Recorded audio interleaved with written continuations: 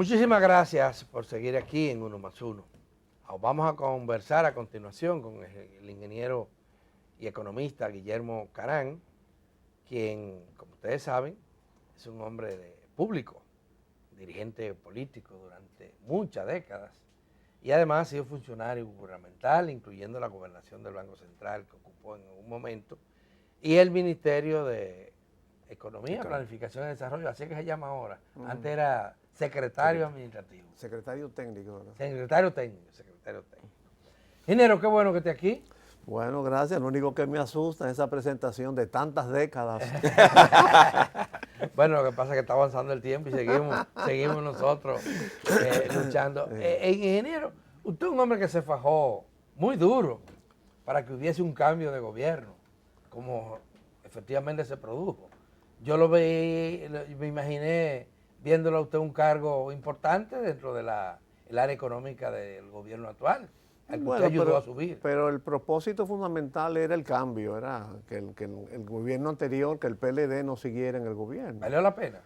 Sí, claro. Tú te imaginas, si comparas con lo que ha salido hasta ahora a flote de la corrupción, a dónde ha llegado, si el PLD hubiera recibido un endoso ciudadano en el 2020, ¿cómo hubiera sido este periodo constitucional 2020-2024?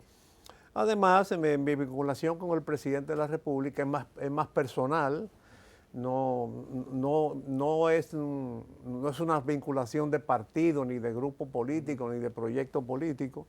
Creo que es una persona que merece el apoyo de toda la ciudadanía, una persona esencialmente sana por supuesto, la colaboración depende de él. ¿Y cómo lo está haciendo el presidente a su juicio? ¿Va a rendir cuenta ahora el 26 de febrero? Bueno, vamos a esperar que rinda cuenta. ¿Cómo usted evaluaría este primer año y medio? Yo creo que hay algunos elementos que faltan. A mí me parece que hay que darle más sustancialidad al cambio, examinar los comportamientos y las prioridades del gobierno. Uno llega a la conclusión de que no ha habido un cambio tan profundo como uno esperaba que hubiera. Por ejemplo, en mi caso particular de la economía, de las finanzas públicas, el gasto sigue superando las recaudaciones corrientes, sigue la burocracia, siguen los subsidios, sigue el endeudamiento, hasta un culto a la deuda podemos decir que se está enarbolando. Ahora acaba de salir un informe, una declaración del Ministerio de Hacienda, donde fundamentalmente se está renegociando, pagando con deuda nueva, deuda vieja, con condiciones más favorables. Eso está bien, pero la alegría con que dan esa información, ese culto a la deuda, yo creo que no es algo que es sano. Pienso que hay que enfatizar más en los resultados alcanzados. La economía sigue creciendo, evidentemente, pero sigue habiendo una economía rezagada, una agropecuaria de un 2% frente a un PBI total del 12% o un turismo del 30%. Y cuando la agropecuaria es la esencia para la producción. ¿El 2 o el 6? ¿No fue el 6? El crecimiento económico. No, del agro. 12%. No, 12%, 13%, casi sí, 13%. Sí, sí. Pero para la agropecuaria fue un 6, no un 2. 2%. La agropecuaria está creciendo 2%. Incluso los problemas de energía, transporte, educación, salud, como que... Y sobre la calidad del gasto, ingeniero, ¿cómo lo evalúa usted? No estoy satisfecho en el sentido de que creo que hay una macro calidad del gasto, donde tú tienes que tener una proporción de las recaudaciones que se consuman en el gasto corriente, en las cargas fijas del Estado, entiéndase burocracia, subsidios e intereses de la deuda, y no está siendo así. Todas las recaudaciones se consumen en esas tres partidas y a veces falta para la amortización y falta para la inversión pública. Entonces se puede concluir que no hay un proyecto de inversión pública que se haga con recursos propios y depender de recursos externos o de financiamiento para las inversiones públicas no deja de tener sus cocorícamos, ¿no? Por ejemplo, suponte tú con esta situación haitiana, con la frontera, pues a veces pueden hacernos exigencias y condicionar el flujo de recursos a políticas migratorias determinadas. Pienso que falta mucho y el gobierno necesita identificar su impronta, porque incluso, mira, el gobierno ha hecho de los fideicomisos y de las alianzas públicas y privadas, su norte, su proyecto vital, y sin embargo eso es algo de facturación peledanilista, ¿no? Porque fue en el año 11 cuando se promulgaron esas leyes. De manera que yo creo que el gobierno tiene que hacer un esfuerzo para identificar, pensar más en los resultados, en las actividades económicas y marcar su impronta, que todavía falta mucho por hacer. Políticas sociales, ¿cómo evalúa usted la inversión social en este caso? Yo creo que hay una premisa que siempre he sostenido que no se está cumpliendo. La mejor política social es crear oportunidades de trabajo. Ciertamente, y eso es por la actividad económica, que es la actividad económica la que proporciona trabajo. Precisamente esa es una de mis quejas esenciales con relación al crecimiento económico, porque ya te dije lo de la agropecuaria. La agropecuaria es una actividad económica que genera bastante empleos y está rezagada con relación a los demás. Pero además seguimos como con una economía rentista o especulativa, muy regida por las tasas de interés que ganan y pagan los agentes económicos, los agentes que tienen dinero. Y eso se origina en la política fiscal, porque cuando tú tienes un gobierno que para financiar su presupuesto necesita captar 180 mil millones de pesos, como está consignado en el presupuesto del presente año, ese es un dinero, bueno, parte de ese dinero viene del exterior, pero parte está succionado de la economía privada, de los que tienen dinero. ¿Y por qué? Porque el gobierno está pagando intereses significativos, más caros. Cuando el gobierno paga intereses, los particulares y los bancos prefieren tener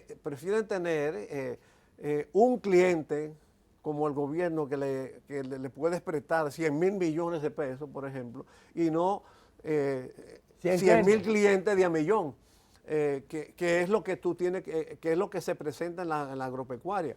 Mira, sería bueno que actualizaran estas cifras que yo voy a dar ahora, pero el gobierno anterior, la superintendencia de banco anterior, en una declaración de prensa, anunció con mucho regocijo que habían 30.000 unidades de producción, 30.000 créditos agrícolas, usuarios de crédito agrícola, pero las unidades de producción andan entre 3 y 400.000, es decir, que no es suficiente para llegar al campo. Entonces, ¿por qué? Porque naturalmente los agentes financieros prefieren prestarle a grandes demandantes de dinero. El de Estado paga buenos intereses, paga siempre, tiene la garantía ilimitada. Y el que compra vehículos o casa. A veces hasta con incentivos fiscales. Sí.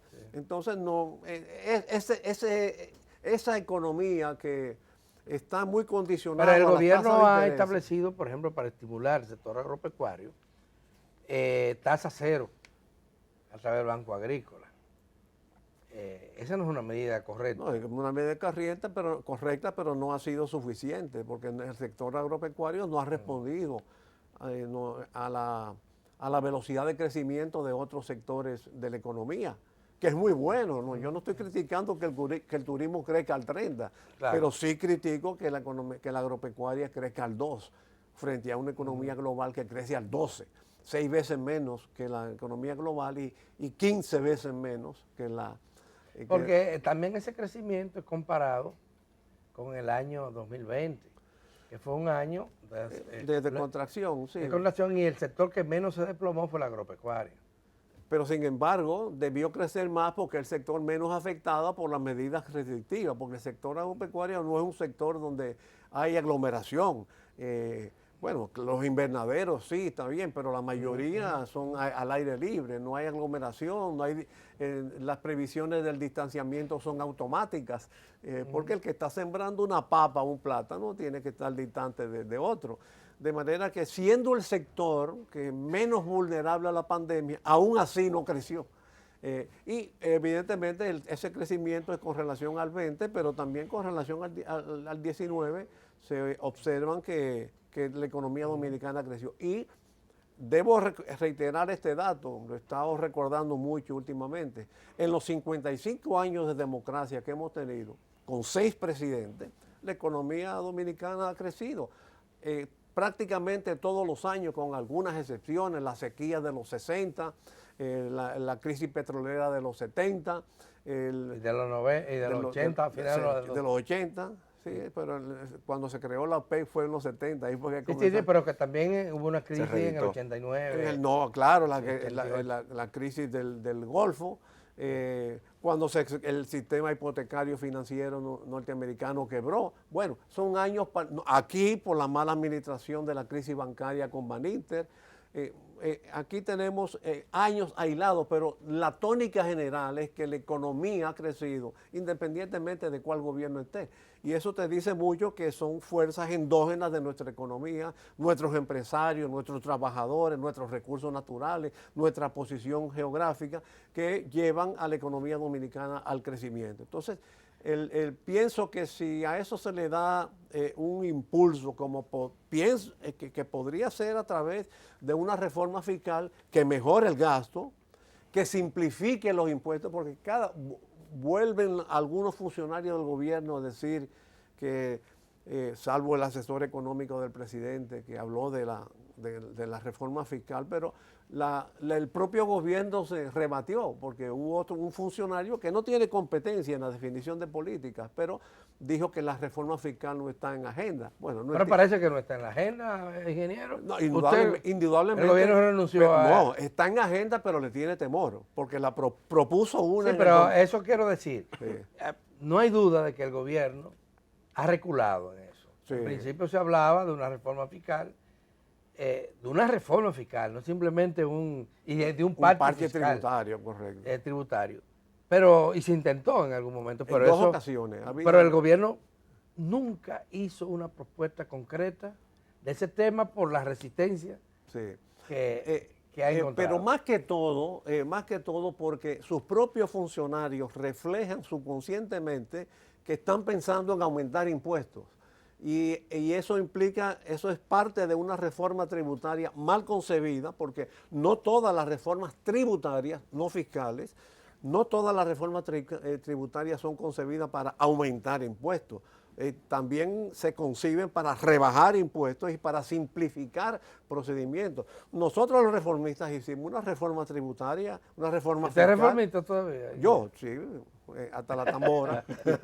Digo, yo soy reformista social cristiano, sigo siéndolo. Que una cosa sea mi convicción doctrinal. ¿Y lo invitan a usted a la reunión? Bueno, una cosa es mi convicción ideológica, doctrinaria, social cristiana, que no ha variado, en un reformista, y otra la expresión orgánica, a la cual, por supuesto, sigo siendo vicepresidente pasivo, porque la actividad del Partido Reformista deja mucho que desear.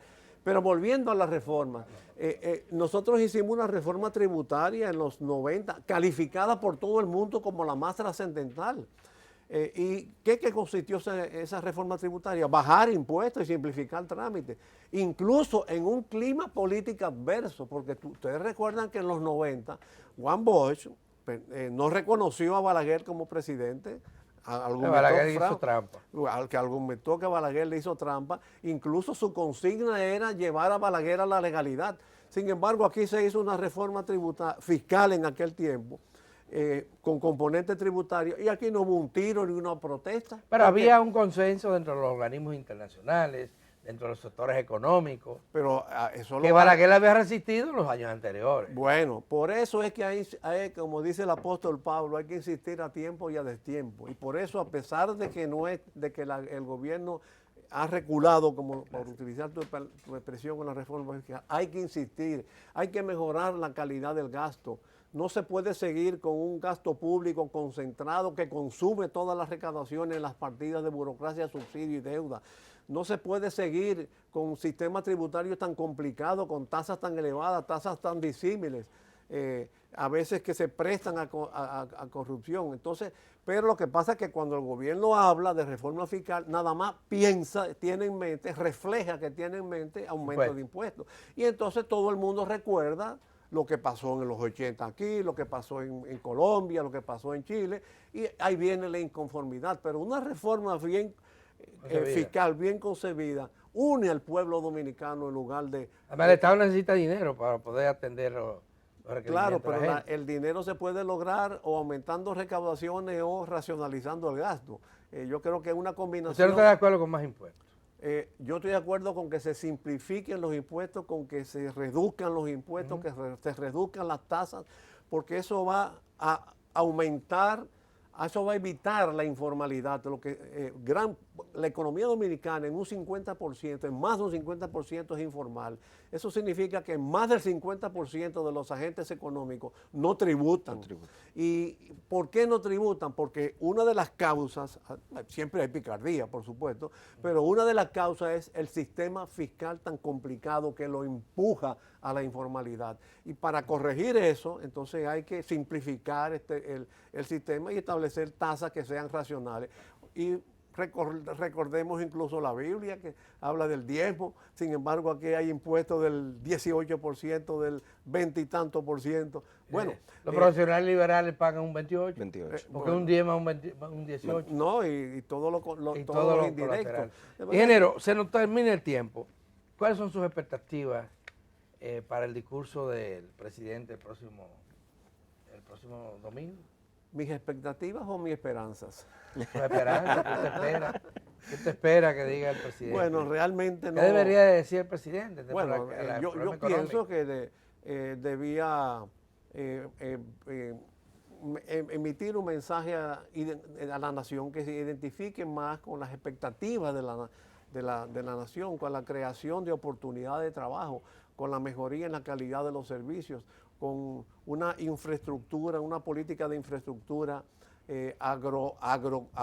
agro-rural que favorezca el agro, una política de restablecimiento de algunos productos para contener la inflación que nos estamos multiplicando y que se está dejando en manos del Banco Central a través de las tasas de interés, que tienen sus efectos negativos también, porque aumentar las tasas de interés es aumentar los costos de producción y entonces aumenta la inflación. De manera que pienso que hay que volver a mirar a la agropecuaria y establecer mecanismos de comercialización que permita a productores tener precios rentables para que puedan ser vendidos a precios justos a los consumidores. Bueno, qué bueno haber contado con la posibilidad de conversar con ustedes en esta mañana. Siempre a su orden, cada vez que me llaman que este joven de que quiere... usted nos ayuda mucho. Usted es uno de nuestros consultores favoritos. Bueno, es momento de hacer una pausa. Recuerde continuar en sintonía con 1+1.